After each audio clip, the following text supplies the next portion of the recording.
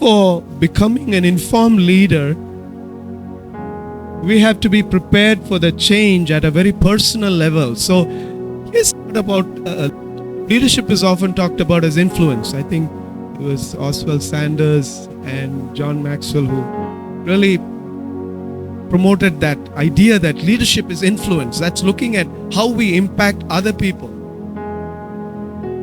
But I want to say leadership is presence before you influence.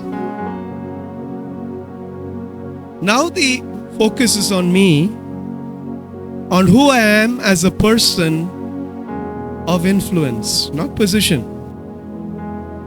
What is my presence in God? What is my placement in God? What is my position in God?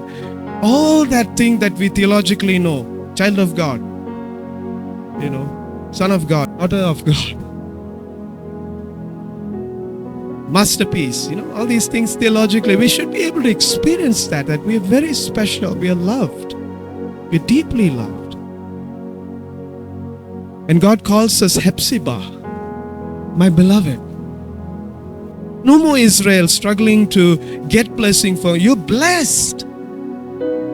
And we have to receive that and we have to walk in that. So it seems like half to 2/3, I think most of our population, this is not a theological statement. I think if we go theological, I think we can accept that we have been ripped apart from the heart of already. That's our condition. That is the human condition, that we were all ripped apart as humanity from God. That is a wound, the primal wound. And anything that happens after that is a trigger to that wound. Without God, we can't find who we are. Who are we? People have suffered at the hands of others' leadership, and this country knows more than anybody else. I guess so is Pakistan, so is India. And the misuse of power and control that comes from unhealthy leadership. So what is trauma-informed leadership? Why does it matter? I think our leadership needs heart. And what I mean by that is a heart that has been handed over to God. God has already given His heart to you. Some of us have run away with God's heart and doing our own thing. That's what the humanity is doing.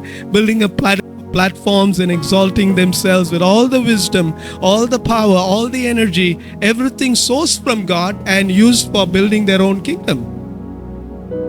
That is unacceptable. Who says so? I don't know if I have the authority to say, but the Word of God says. So, it's not important that you write everything down. I want you to write those things that God is speaking to you.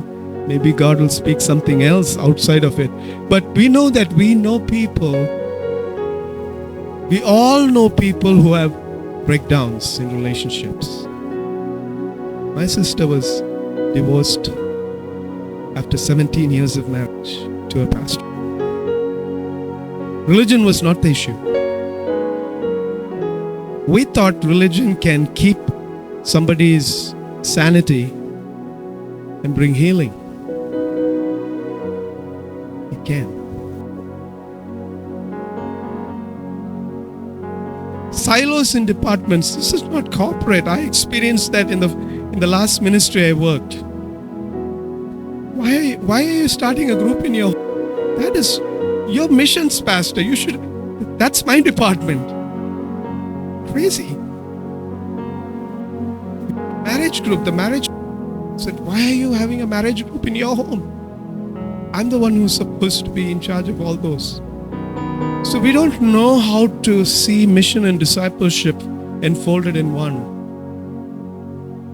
The larger the church grows, silos, unhealthy competitiveness, churches, small churches being swept away by bigger churches,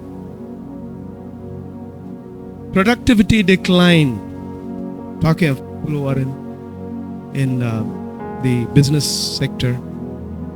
Low staff morale, unfulfilled work life.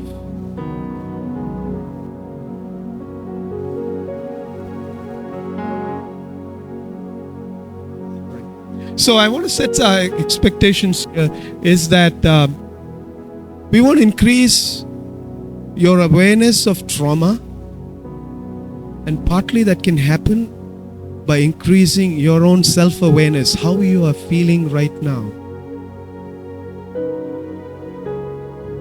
We are here. We are here in this hotel.